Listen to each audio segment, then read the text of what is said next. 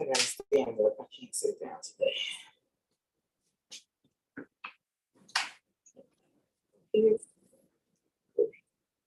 All right. Well, good morning, good afternoon, good evening, wherever you may be in the world today.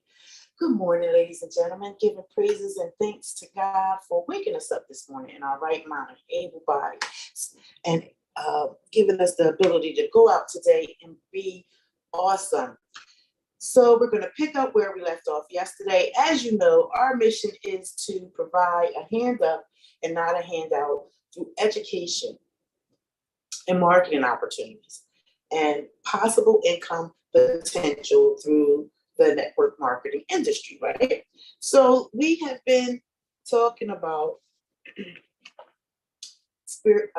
self-awareness, self-mastery,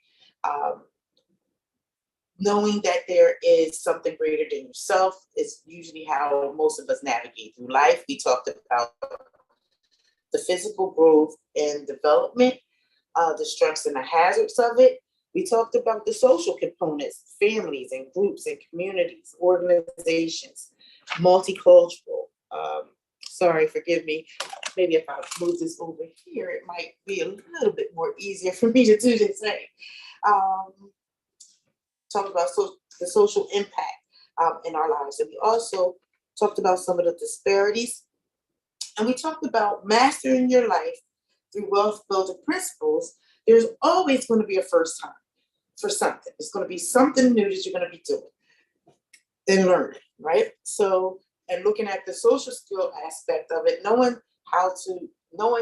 having the knowledge of socialization, society, how to act appropriately, and having the ability to communicate effectively, right? We talked about some of the social problems and how to generate solutions to those social problems, as well as looking at some of the strengths and the hazards of psychological growth and development.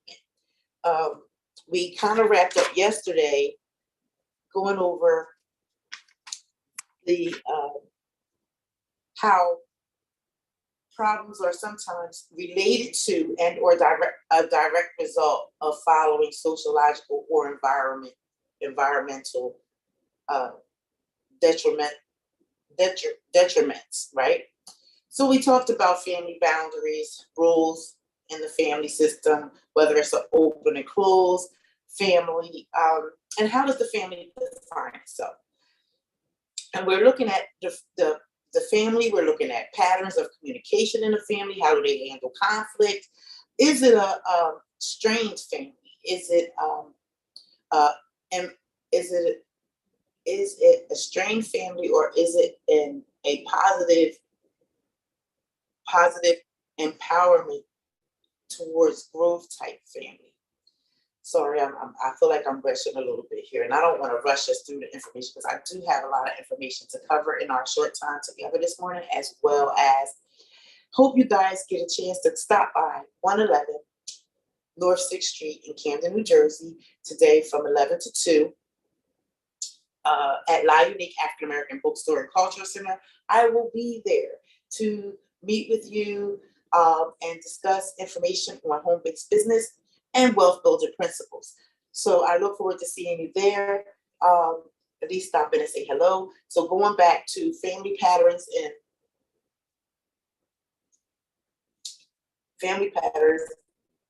and communication. How do they work through their conflict? How is their verbal, nonverbal expressions, and the satisfaction of the family and the roles that they play? And is the power role allocated amongst the people in the family, or does one person hold that power? And is that power strengthful, or is it supportive to the family? We talked about how different group interactions can impact and influence your life.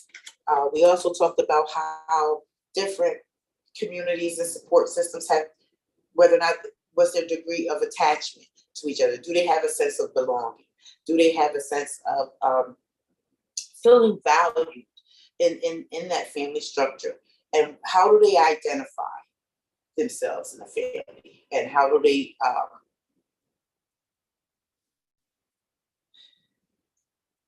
adapt to their community? And does the community adapt to them?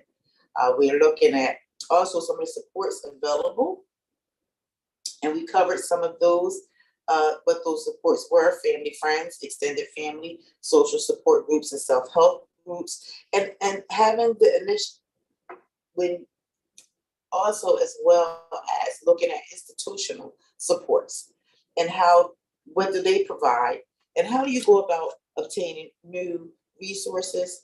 Um, and we talked about our young people yesterday. That was how I wrapped up talking about our young people and how in the state of New Jersey, we have a high rate of adolescents participating in alcohol and substance. So when you have a child that is partaking in those type of risky behaviors, so we call them at-risk behavior children, it doesn't mean that they're bad children. It just means that they're making decisions that's putting their life at risk. And when you are a parent of an at-risk child, there's a lot of things that come into play with that. One, they're not really, mature enough to understand the real gamut of life, to get the broader expand of it. But then some of the things that they can encounter along the way because of their substance abuse and or alcohol abuse, it can lead them down a path of juvenile justice system. It can lead them to incarceration as an adult. And it also brings other problems, as an adolescent, because it depending upon the age, like I said, from 11 to 18. Because by 17, 18, they're about to graduate high school, right? So from 11, and sometimes even younger than 11. And that's the most impactful part there, because you figure you got a 9-year-old, you think the 9-year-old's going to do what they're supposed to do, but no, 9-year-olds are out here, they're drinking, they're smoking, they're doing the same things too with their peers. That's why it's important about who you surround yourself with. What is their mindset like?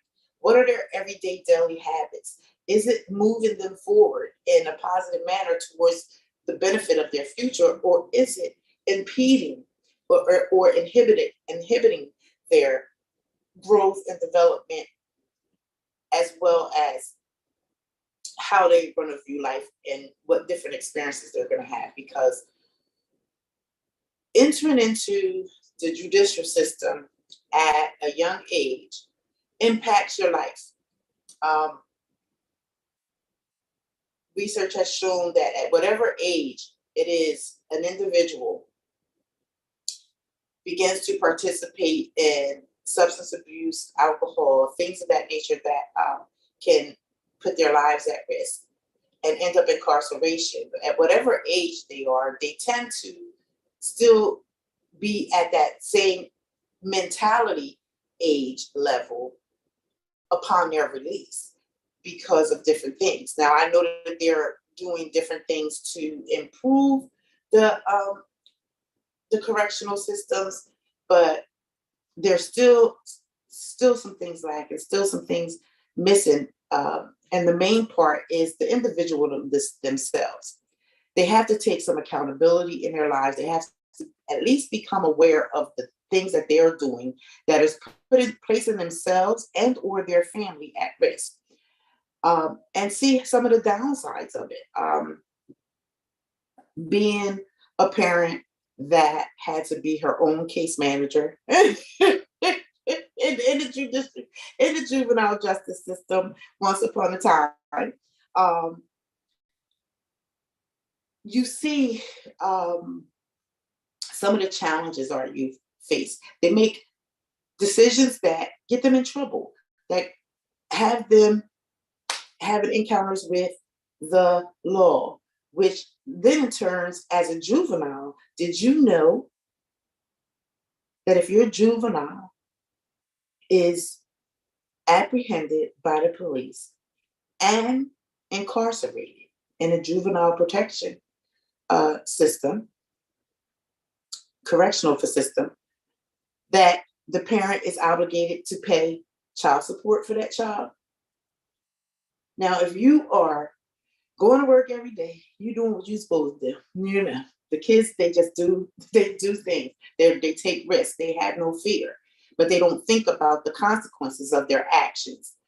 And through that process, um, you're working, you're maintaining a household.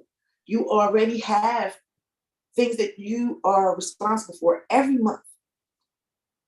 And then on top of that, now, if you're juvenile or young adult, young teenage child and or young adult child is incarcerated, you're now looking at attorney fees because you need someone to represent them.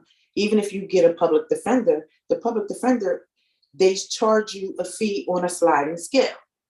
And if you pay a regular lawyer, then you're going to pay whatever that fee is for that attorney to represent your child.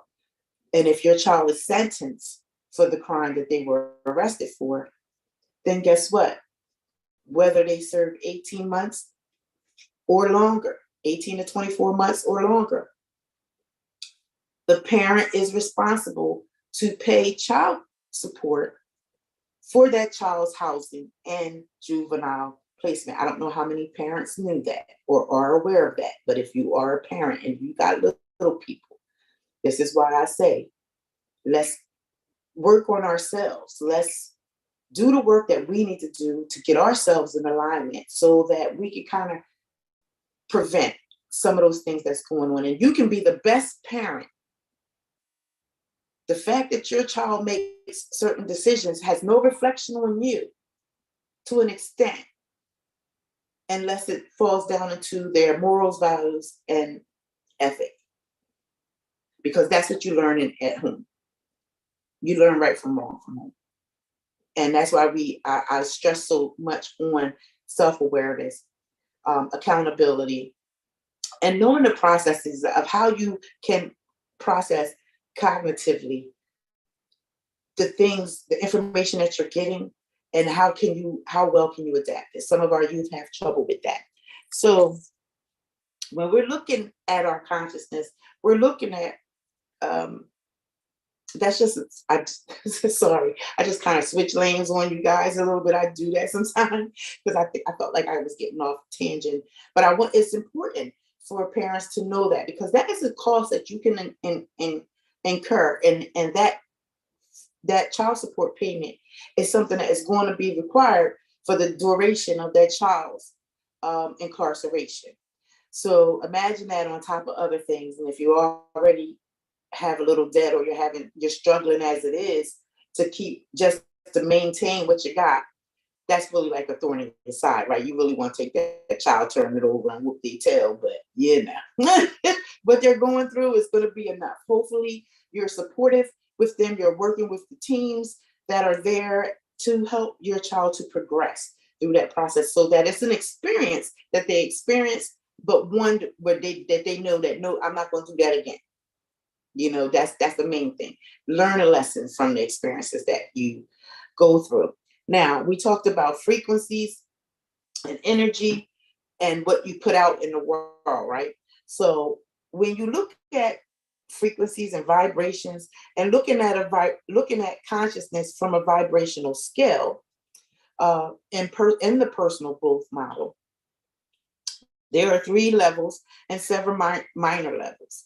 So the low frequencies correspond to energetic constrictions that manifest in anger, limitations, and fear. High frequencies correspond to peace, possibilities, and love. When we experience limitation levels, energetic frequencies, we may attack or defend, become judgmental, we may complain, we may lack confidence, and we may feel anger or regret. So when we experience empowering level frequencies, we feel joy, we we realize that we have a choice in our life. We have the ability to gain clarity, accountability, and we get to go for our high expectations. Now, whether or not you reach those high expectations, depends on your ability to show up for yourself and to do the work that you need to do to get to that achievement you're trying to get to. So, as we are looking at our individual selves, self-awareness, our knowledge base, how we process, how are we growing over the years, right? We know that we are a spiritual body. We're a spiritual body, as well as an intellectual body, as well as a physical body. And when you're talking about changing the paradigm of the mind, you have to look at your perception of self and your self-image. How do you identify with yourself? You have to look at your will and determination and your ability to focus on what it is that you want. Having the ability to be able to memorize or even imagine and reason and use your intuition. All of that is part of your thought process. So as we are focusing on our increasing your awareness and gaining understanding of the map of your life, are you ready to go deep? I hope so, because it's deep work. The hardest work I'll ever do and have ever done in my life is the work on me to be able to continue to try to bring forth my best self every day, even when it's hard, even when the clouds are out, but you still feel the sunshine in your heart. So you want to look at your present being, and you want to ask yourself, could you benefit from any increase of abundance in all areas, or what areas could you benefit from an increase of abundance, right?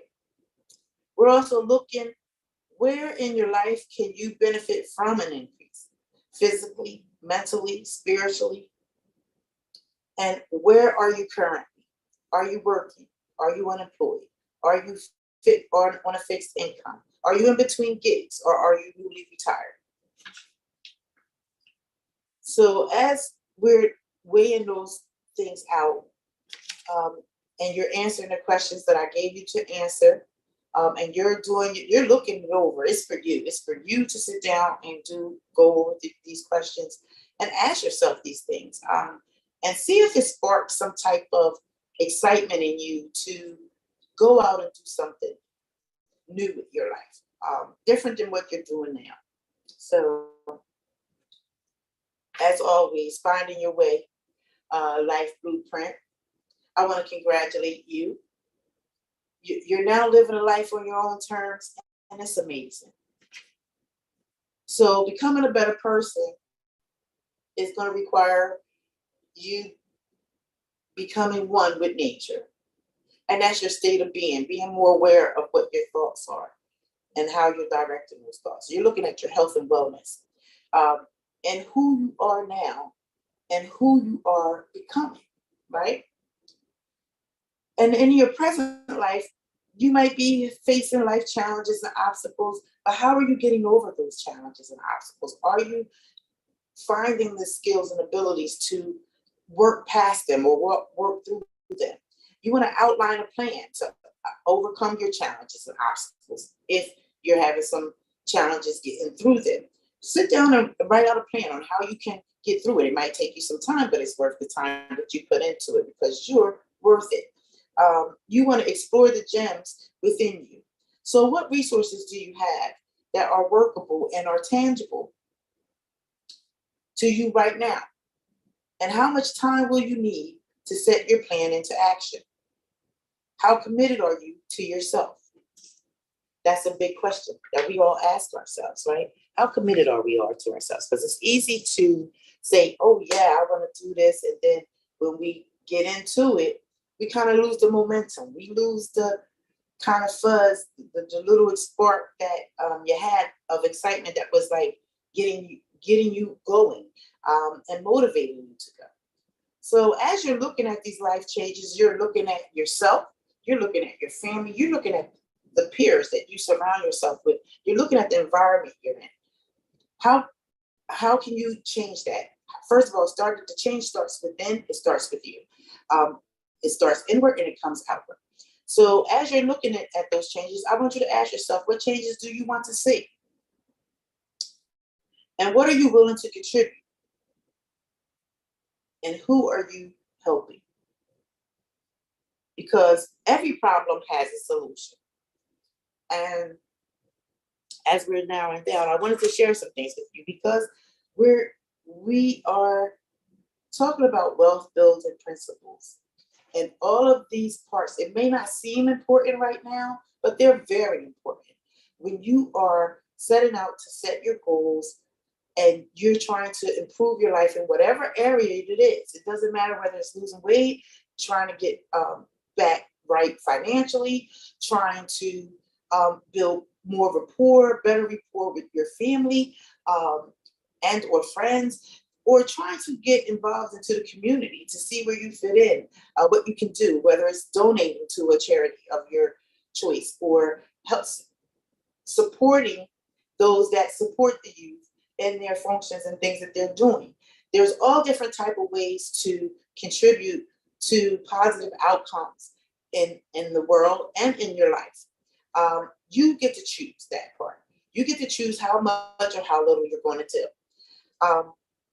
I want to ask you guys, did you have, okay, you might, okay, here we go. There it is. Has anyone got the opportunity to purchase the book, First Million from Scratch and How to Build Your Empire Faster by Dame Nicola Jackson Smith?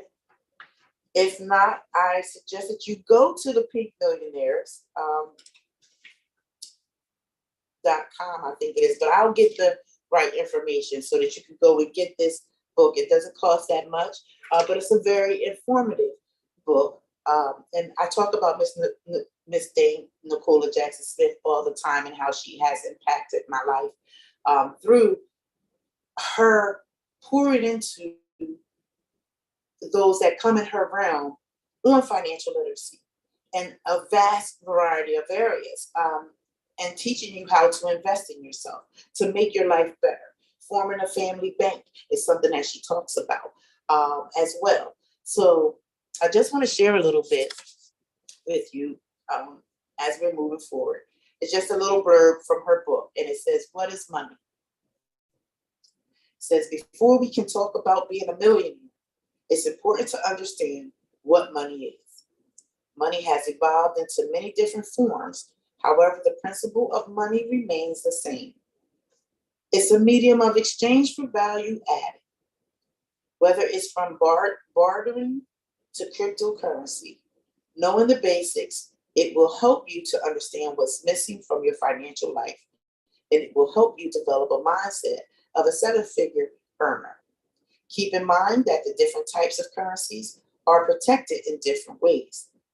In essence, money is a means of exchange for goods or services. There are basically four types of money." And she goes into telling you about the four types of money. And she provides you a little bit more information. So that is a book that you may want to pick up. And I mentioned that only because of the fact that when you're talking about building your life, when do you actually start building your life? Do you start at the age of 20? Or are you really like formulating your life as soon as you grasp the idea that, like, you know, that you have some power and control over your life, that you can have some abilities that you can do? A lot of us as children imagine our lives as adults, but do we really take the time to really map out what are the steps that we need to take? And that's why I encourage young people all the time. When you first start out, I think the work age is like 14, where you can get your working papers. When you start, you can, you know, introduce yourself into entry-level workforce employment, which is very good because I think it's a good, it helps to help you during your growth and development, helps you how to interact with others, helps you improve on your communication, helps you improve on your attitude and your behaviors, and makes you aware of the things that you know of who you are, whose you are, and it just kind of supports all of that in the process of growth. I may be at a lack of words for it right now, but we can always revisit it as it becomes stronger as we're winding down in time here.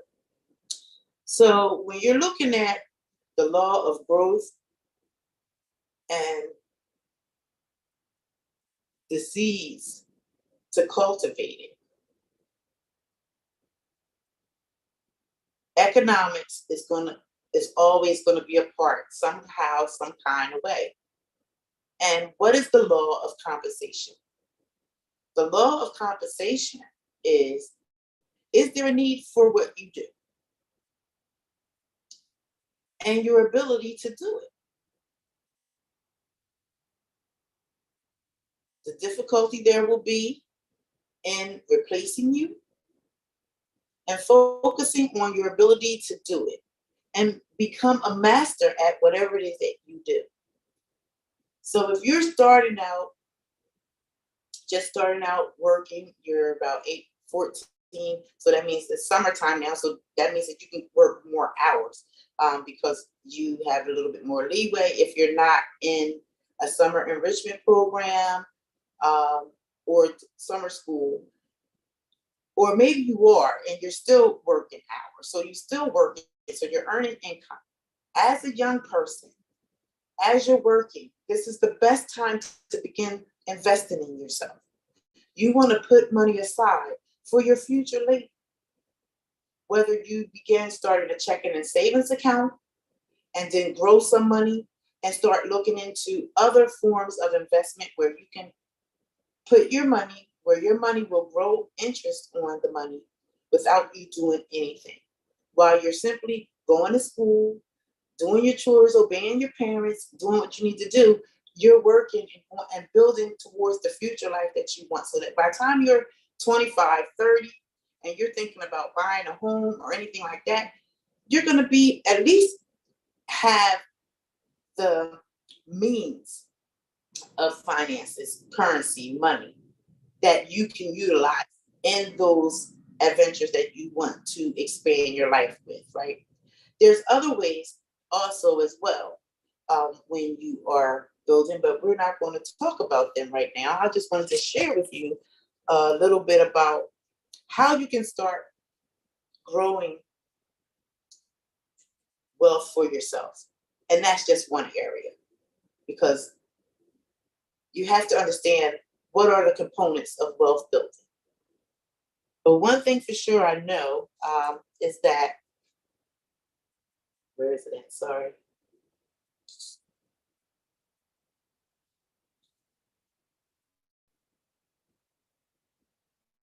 All right.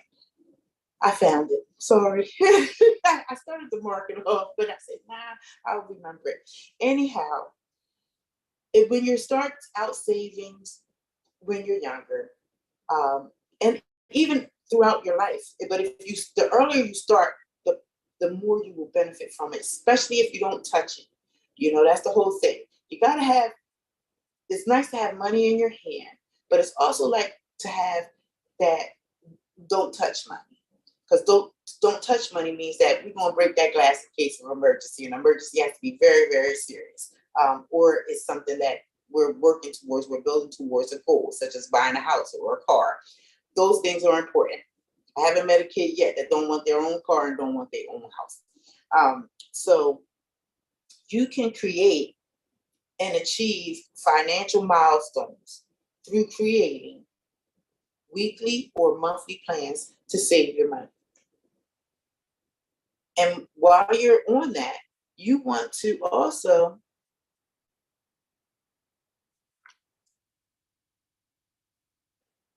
create a budget that can help you pay off debt, save money, and put yourself into a solid financial position.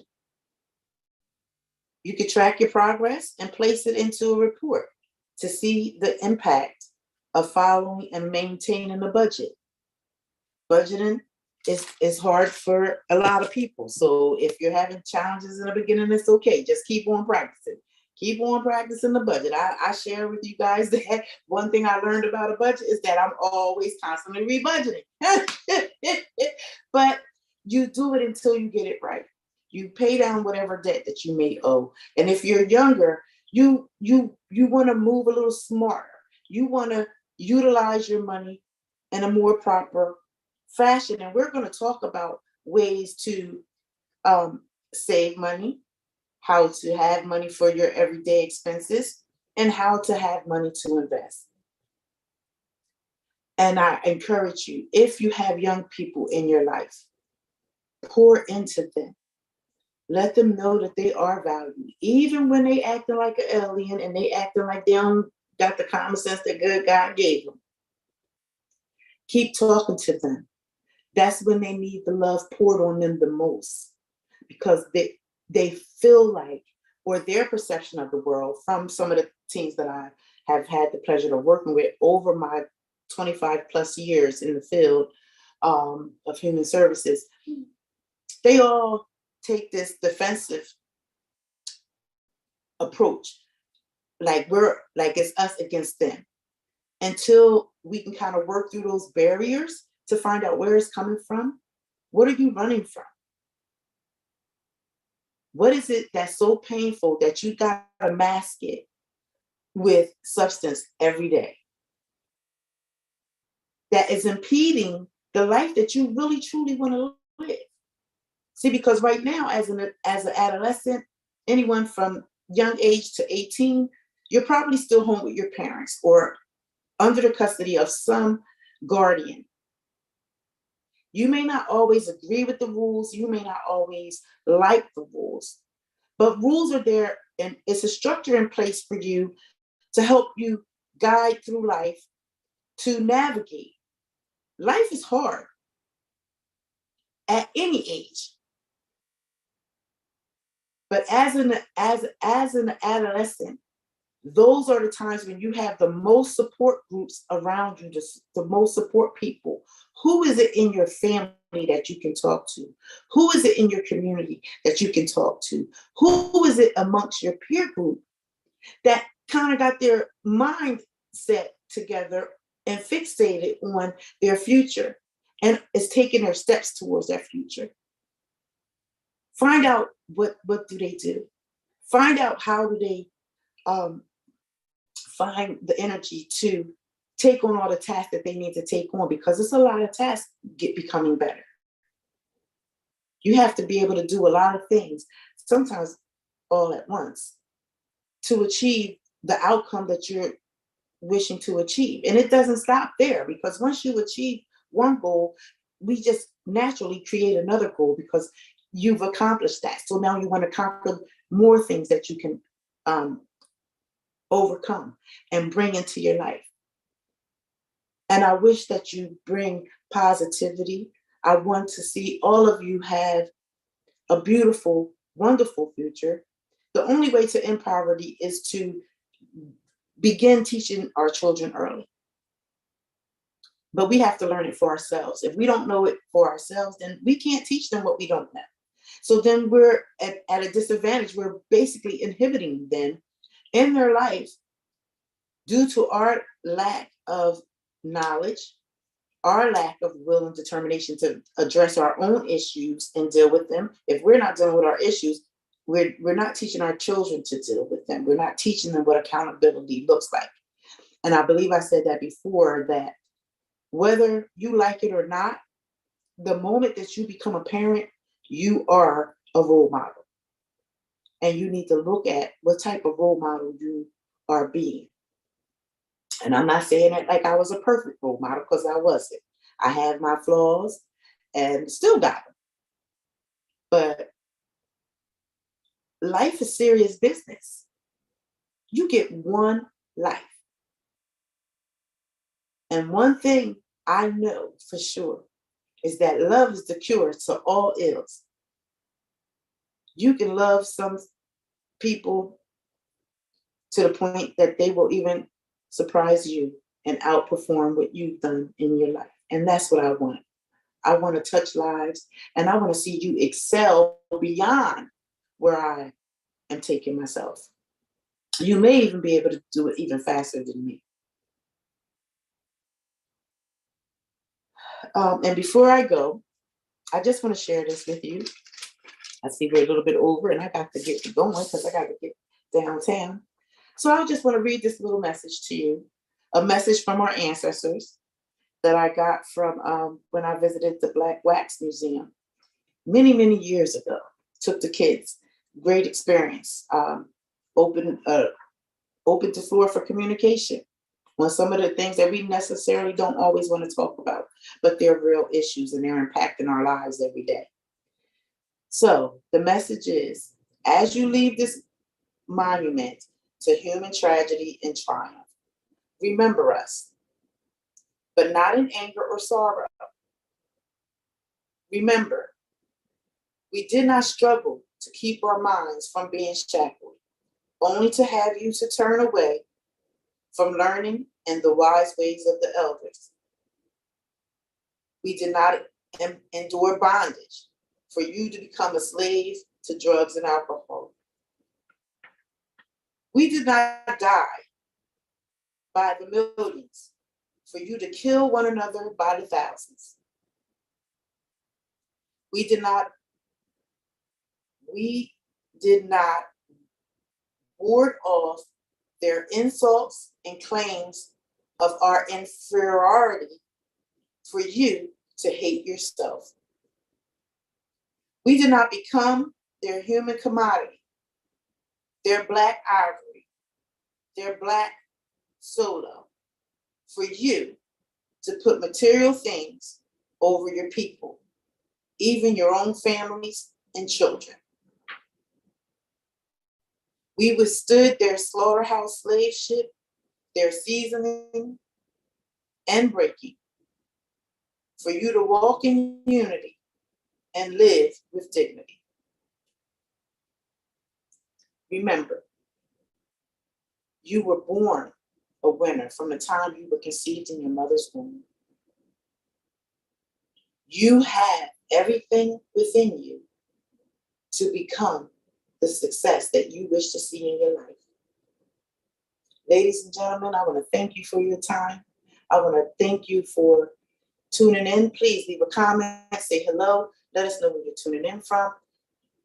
If you're in our Kansas City area, come on out to Live Unique African American Bookstore and Cultural Center and say hello. Let's have a chat. Let's get to know each other and see how we can come together and improve the world, improve our community, and make it a better place. Together, we can achieve just about anything. So with that being said, go out here, ladies and gentlemen. Have an awesome, amazing, blessed day. And we will see you later on this evening on this channel at 7 o'clock tonight. We're going to bring our Gain Financial Literacy and Winning Life group talk, changing the narrative here to you live tonight. One time tonight at 7 p.m. So tune in. If you're a member of the group, the link is in the group. And if I get an opportunity sometime today, I'll drop the link in here. But we'll see how the day goes because we're off to the races. Have a wonderful, amazing day, everybody. Thank you so much. Take care now. Now let's make sure that I do this correctly. Let me see. I don't want to give no boob action. So I'm going to sit down and I'm going to say goodbye to you. Last day.